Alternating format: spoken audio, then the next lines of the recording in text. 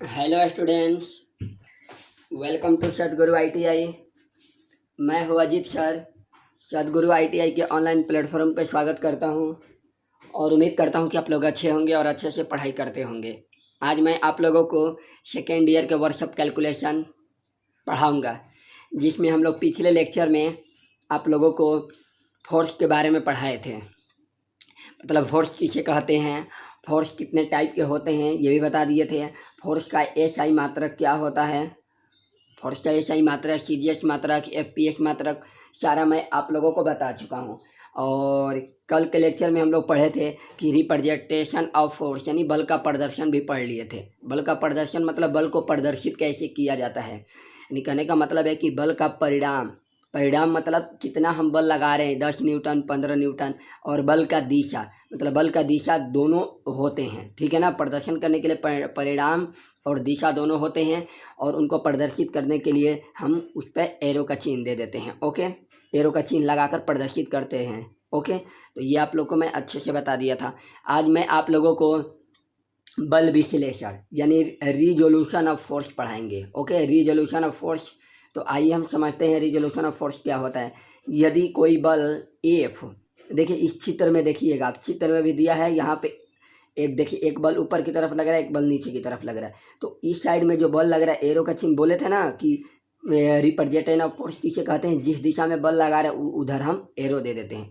तो ऊपर भी लग रहा है बल और इस साइड में भी लग रहा है, तो जो नीचे की तरफ बल लग रहा है हम उसे बोलते हैं हॉरिजॉन्टल यानी क्षैतिज बोलते हैं, और ऊपर की तरफ जो लग रहा है उसे हम क्या कहते हैं, तो ऊर्ध्वाधर बोलते हैं। क्या बोलते हैं, ऊर्ध्वाधर। तो ऊपर में जो बल लग रहा है हम उसे एफ साइन थीटा से प्रदर्शित किए हैं। ओके, जीरो से बी की तरफ जा रहा है और ये जीरो से ए की तरफ जा रहा है, इसे हम एफ कोस थीटा में प्रदर्शित करते हैं। तो जो हॉरिजॉन्टल में है उसे हम, हॉरिजॉन्टल मीन्स क्षैतिज होता है। तो देखिए लिखा हुआ कि यदि कोई बल एफ क्षैतिज से थीटा कोण बनाता हुआ कार्य कर रहा है, कहने का मतलब है कि अगर स्ट्रेट बल नहीं, अगर कोई थीटा मतलब थीटा यानी कोण बना रहा है, कोई एंगल बनाकर अगर बल लगा रहा है, देखिए एक ऊपर बल लग रहा है, एक नीचे बल लग रहा है, तो ये एंगल बन रहा है ना 90 डिग्री का। तो फिर बोल रहा है कि तो इस बल को दो अवयवों में बांटा जा सकता है, इस बल को दो अवयवों में बांटा जा सकता है। तो कोई किस में बांट सकते हैं, तो एक बीच में हम लगा दिए हैं, एरो का चिन्ह लगा दिए हैं, एक ऊपर बल लग रहा है, एक इधर लग रहा है बल, इसे हम बीच में थीटा का एंगल लगा दिए हैं, यानी थीटा में बढ़ गया है। ये भी इधर भी फोर्स लग रहा है, एक इस साइड में भी फोर्स लग रहा है। तो इसके बारे में हम लोग अगले लेक्चर में पढ़ेंगे। अगर अगले लेक्चर में हम लोग भी पढ़ेंगे कि ये क्या होता है, तो हम इसे रिजल्टेंट बोलते हैं यानी परिणाम। इन दोनों पे फोर्स लगाने पर एक तीसरा फोर्स क्या होता है उसके बारे में भी पढ़ेंगे हम। तो दो अवयव में बांटा जा सकता है, एक को कहते हैं क्षैतिज और दूसरा को कहते हैं ऊर्ध्वाधर। ओके, क्षैतिज और ऊर्ध्वाधर कहते हैं। तो देखिए चित्र के अनुसार ये ओ ए और बटा में एफ, क्योंकि ओ ए पर हम बल लगा रहे हैं और बटा में एफ मैंने कितना बल लगा रहे हैं, बराबर कोस थीटा के बराबर लगा रहे हैं। मतलब हॉरिजॉन्टल में आप आधार लेते हैं, ज़्यादा आधारी होता है ना। कोस थीटा का आप लोग फार्मूला पढ़े भी होंगे त्रिकोणमिति में, तो आधार बटा में कर्ण होता है। तो जब आप आधार लिए हैं तो कोस थीटा लेंगे। ओके, तो ओ ए बटा में इस पर बल लगा रहे हैं, कितना एफ लगा रहे हैं, किसके बराबर, कोस थीटा के बराबर। ओके, तो ये क्या कहलाया जाएगा, जब हम क्रॉस मल्टीप्लाई करेंगे तो ओ ए को हम क्या कहते हैं, क्षैतिज। ओ ए को क्या कर रहे हैं, क्षैतिज अवयव बोल रहे हैं। तो बराबर क्या हो जाएगा, एफ कोस थीटा। यानी क्षैतिज को हम क्या बोलेंगे, एफ कोस थीटा बोलेंगे। ओके, अब देखिए इसी प्रकार ऊर्ध्वाधर अवयव एफ बराबर साइन थीटा हो जाए, उसी प्रकार हम ओ भी लेंगे तो उसी प्रकार हमें एफ साइन थीटा मिलेगा। तो बल विश्लेषण से हमें क्या निकल के आता है कि बल विश्लेषण हमें ये बताता है कि हम किसी भी एंगल पर अगर हम फोर्स लगा रहे हैं तो फोर्स लगाने पर हमें एफ कोस थीटा और एफ साइन थीटा का ध्यान देना पड़ेगा, क्योंकि एफ कोस थीटा क्या है, हॉरिजॉन्टल है यानी क्षैतिज, और एफ साइन थीटा क्या है, तो हम बोलेंगे इसे साइन थीटा को ऊर्ध्वाधर बोलेंगे। ओके, तो आइए आगे देखते हैं, आज भी हम पढ़ लेते हैं इसके बारे में, ये क्या कहलाता है। आज देखिए कहने का मतलब है कि आइए देखिए अगला पॉइंट दिया हुआ है आपको।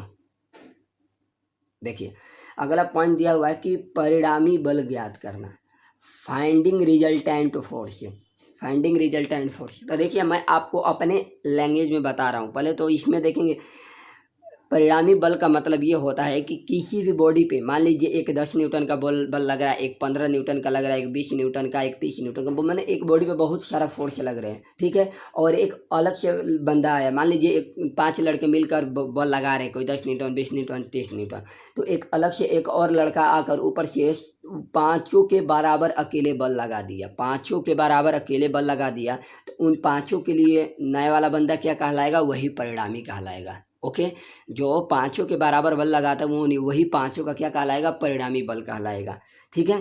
तो परिणामी बल किसे कहते हैं? तो बहुत सारे फोर्स लग रहे हैं और एक अलग से फोर्स उन पाँचों के बराबर या उन जितने बल लग रहे हैं उनके बराबर हमने एक बल लगा दिया अकेले, तो वो पाँचों का क्या कहलाएगा? परिणामी बल कहलाएगा। तो देखिए इसमें देखिए हम समझते हैं, जब दो या दो से अधिक बल एक ही दिशा में सरल रेखा पर कार्य करते हैं, मतलब एक ही दिशा में, तो बलों की दिशा एक ही होने के कारण उनका परिणामी बल उन सभी बलों के योग के बराबर होता है। मैंने बोला भी था कि अगर पांच व्यक्ति बल लगा रहे हैं एक बॉडी पे और एक छठा बंदा आके अकेले उनके बराबर बल लगा दिया, तो उन टोटल बल के बराबर वो अकेले बल लगा दिया है, तो वही पाँचों का क्या कहलाएगा? परिणामी बल कहलाएगा।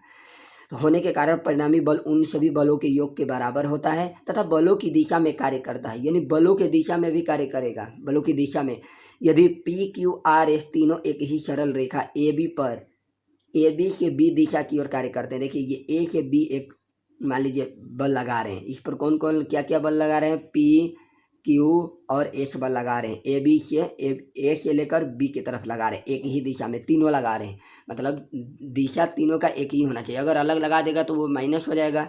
तो देखिए, तो इनका परिणामी सूत्र R बराबर P plus Q plus S उसी रेखा पर ए बी की ओर कार्य करेगा।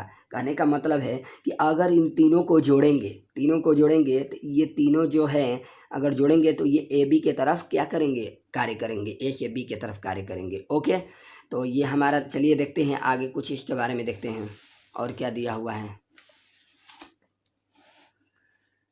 चलिए देखिए, दिया हुआ है, आगे दिया हुआ है, यदि बलों की दिशा विपरीत है तो परिणामी बल उनके अंतर के बराबर होगा। अगर मान लीजिए हम बल लगा रहे हैं, कोई बंदा एक राइट साइड में बल लगा रहा है, कोई लेफ्ट साइड में लगा रहा है, यानी उसके विपरीत लगा रहा है, तो अंतर के बराबर होगा तथा बड़े बल की दिशा में कार्य करेगा बड़े बल की दिशा में कार्य करेगा। कहने का मतलब है कि मान लीजिए लेफ्ट में लग रहा है 10 न्यूटन का फोर्स, मान लीजिए पीछे लग रहा है 10 न्यूटन का और आगे लग रहा है 20 न्यूटन का, तो जिधर ज़्यादा बल रहेगा उसी की तरफ बल लगेगा। ओके, तो यही बोल रहा है बड़े दिशा की ओर कार्य करेगा। माना दो बल P और Q रेखा ए बी से बी की ओर कार्य करते हैं, P और Q ए बी की ओर कार्य कर रहे हैं, और तीसरा बल एस रेखा ए बी में बी से ए की ओर कार्य कर रहा है, बी से ए की ओर कार्य कर रहा है। इन तीनों का परिणामी बल देखिए, इन तीनों का परिणामी बल R बराबर देखिए P प्लस क्यू, देखिए P और Q जो हैं एक ही दिशा में कार्य कर रहे हैं और Q S जो है वो विपरीत कार्य कर रहा है, तो हम क्या करेंगे? परिणामी बल बराबर P प्लस क्यू, क्या होगा? P प्लस क्यू और S को हम माइनस करेंगे। ओके, S को क्या करेंगे? माइनस करेंगे, यानी जो P प्लस क्यू है एक ही दिशा में लग रहा है तो उनका बल जुट जाएगा, और ये अपोजिट डायरेक्शन में कार्य कर रहा है, अपोजिट कार्य कर रहा है, तो इसको हमको घटाना पड़ेगा। ओके, तो देखिए उसी रेखा में A B P plus Q या एस में से जो बड़ा होगा उसी दिशा में कार्य होगा। कहने का मतलब है कि कोई पूछेगा कि सर कार्य किधर होगा, मान लीजिए P इस साइड में लगा रहा है और Q भी इसी साइड में बल लगा रहा है और S विपरीत में लगा रहा है, तो कहने का मतलब है कि जिसका बल बड़ा होगा उसी दिशा में कार्य होगा। और मान लो कि ये 5 न्यूटन का लगा रहा है, ये 10 न्यूटन का लगा रहा है, ओके, तो इन दोनों का योग कितना हो गया? 15। ये मान लो 20 न्यूटन का लगा दिया बल, तो इन दोनों से तो ज़्यादा लगा दिया, तो बल इसी दिशा में कार्य होगा, 20 से 1 की ओर कार्य होगा। और अगला पॉइंट देखिए, इसी के बारे में और समझा रहा हूँ। अगर मान लीजिए P 10 न्यूटन का लगा रहा है और Q 10 न्यूटन का भी लगा रहा है, तो 20 न्यूटन, आइए मान लीजिए 5 न्यूटन का लगा रहा है, तो ये ऑटोमेटिक माइनस हो जाएगा, तो 20 में से 5 घटाएंगे तो कितना हो जाएगा? 15। तो यानी आप बल किधर लगेगा? P Q बड़ा हो गया तो यानी A से B की ओर लगेगा, यानी बल जिस तरफ बड़ा रहेगा उसी तरफ का कार्य लगेगा। ओके, तो उम्मीद करता हूँ कि परिणामी बल आपको बहुत अच्छा से समझ में आ गया होगा। परिणामी बल कुछ नहीं है, कोई पूछेगा भी कि रिजल्टेंट फोर्स क्या होता है तो बस बता देना कि एक ही बॉडी पे कई फोर्स लगते हैं, उन कई फोर्स के बराबर एक अलग से फोर्स लगाने पर, बल लगाने पर उन टोटल बलों के बराबर अकेले बल लग जाए तो उन टोटल का क्या कहलाएगा? परिणामी कहलाएगा। ओके, आप बहुत अच्छे से समझा सकते हैं। अब उम्मीद करता हूँ कि कोशिश किया कि आप लोगों को परिणामी बल के बारे में समझा दूं। आप लोग को समझ में आ गया होगा। तो थैंक यू स्टूडेंट्स, आप लोग अच्छे से रिवीजन करते रहिएगा। Thank you.